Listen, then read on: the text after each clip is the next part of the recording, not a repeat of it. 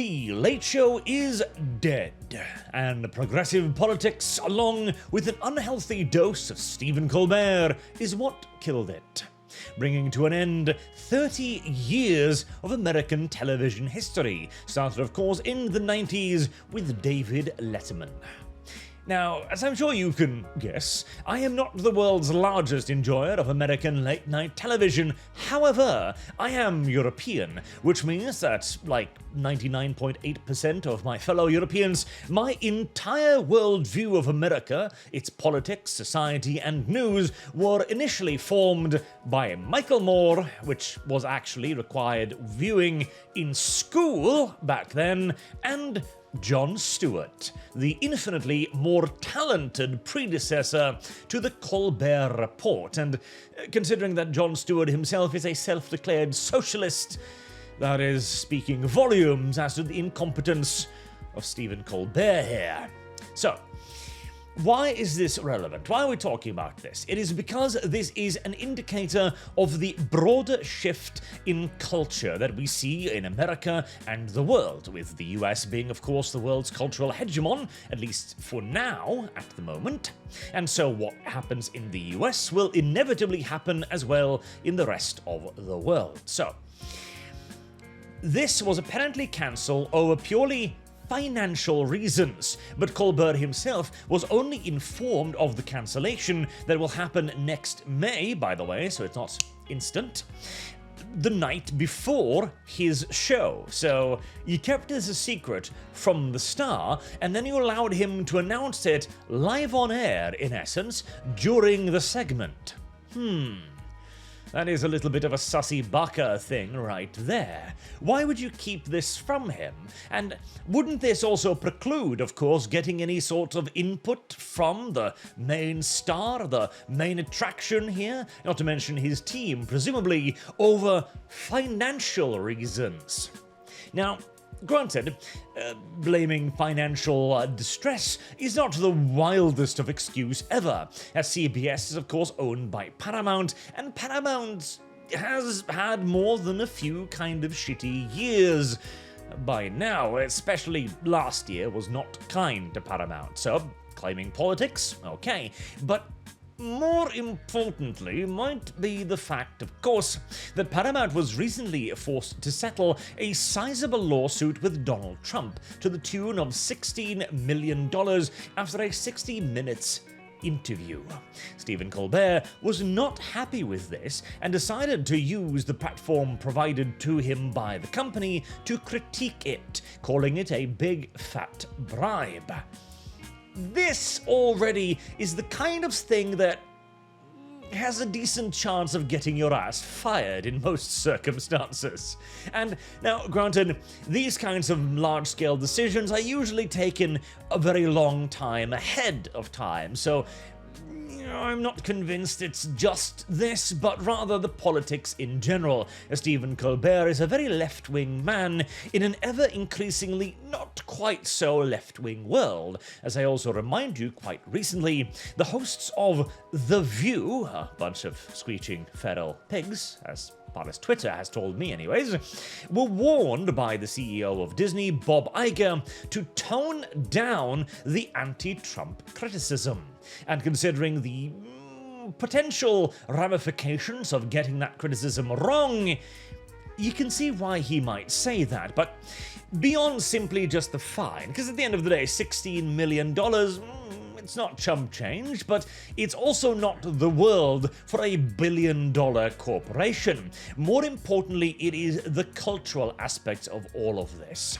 The left has lost, conclusively and utterly and absolutely. The only way that it has any chance of rebounding from its current position is if its opposition starts behaving like complete and utter maniac morons. Which, to be fair, there is some evidence that might be happening as well with recent things, but we'll talk more about that at some other point, I'm sure. The only thing, in other words, that can save the left now is the right doing something ridiculous, and even with the currently ongoing things, we are still quite some distance away from that point. And so the various major entertainment companies that literally live and die in an age post-DEI and mass governmental fundings for various woke programs, well, now they actually need you to watch their stuff again. They actually need to sell video games. They actually need to get views to go to the advertisers and go, listen, we've got ratings to show you. You want to give your money to us, not to the other guy.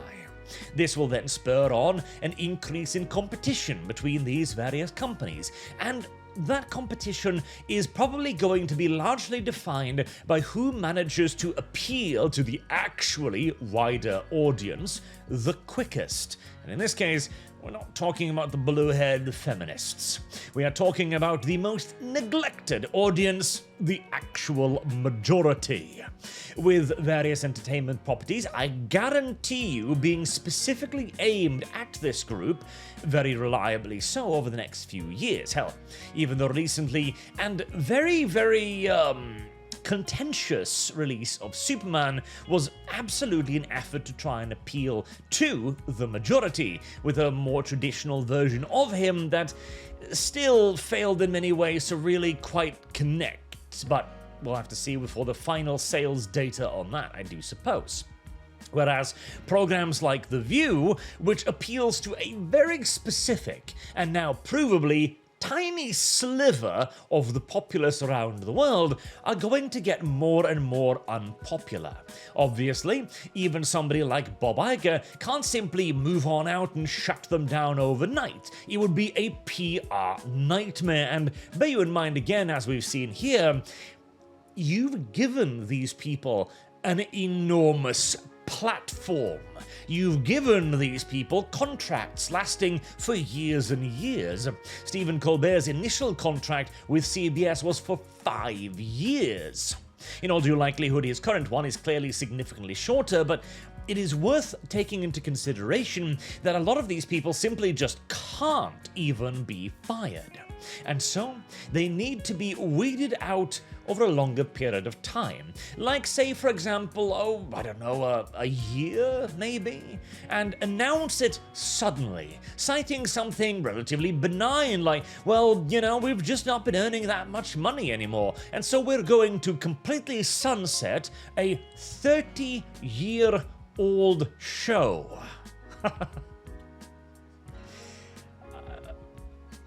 Financially, that is a decision that doesn't necessarily make all that much sense, considering the pedigree of the name, but, the point here is to put the news out and then let it peter out over the course of 360-odd days. It is the best way to do it.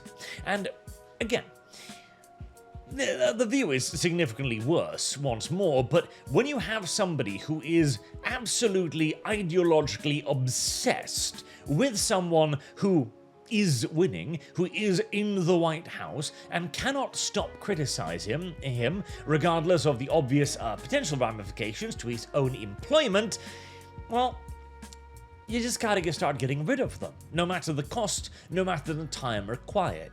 And as we've seen even with companies like Amazon, which we all thought was rather ideologically captured, this process has already begun.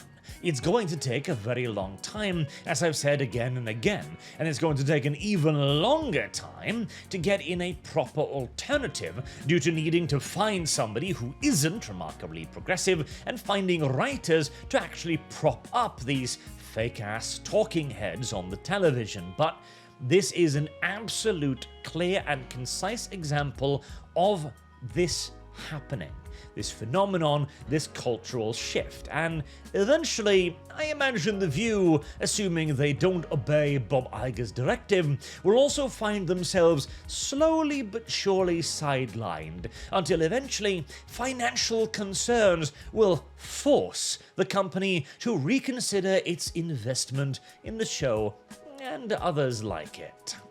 Then, simply sunset it over the course of a year or so to avoid any large-scale outrage, and you're golden. It is a purge, and it's going to take a lot of effort and a lot of time, but will also leave these companies stronger in the long run. Again, whether or not it is too little too late, we'll have to wait and see. But these companies are, of course, sizable entities and are unlikely to be collapsing anytime soon. Even a company like Disney, that has been actively screwing itself for years and years and years, is still able to earn a decent living off nostalgia alone. If anything, it is the post-nostalgia period that they need to worry about. In the case, of course, of Stephen Colbert and The Late Show, that's not anywhere near as much of a topic. I find it fascinating, though, nevertheless, and you're probably going to see perhaps an attempt to go independent out of this. I would wager that a lot of the people who will be getting fired over the next few years will attempt to move on over to some form of independent production. Like, indeed, I do believe, doesn't Jon Stewart has... he does. He has a podcast thing. Well, podcast thing. He's run by Apple, in essence, but, theoretically sort of kind of independent. Where I think he released a video that I commented on like 2 years ago, but I largely used other clips of him to counteract his own points, as progressive politics has brain-rotted this class of entertainers quite severely, to the point where they, much like actors in general, forgot the very self-same rule that is now coming back to bite the corporations, namely that they are there to entertain an audience, preferably the largest possible audience. And the more and more you aim your attentions towards the smallest conceivable sliver of that audience, which also just so happens to be highly combative and never satisfied due to financial reasons, as we saw in yesterday's video, well, that's not really a recipe for long-term success, now is it? Ding dong, one witch is dead, another 11 or so to burn. Till next time. I've been Arch. Thank you all very much for watching, and I do hope to see you all again soon. Till then, have a good day.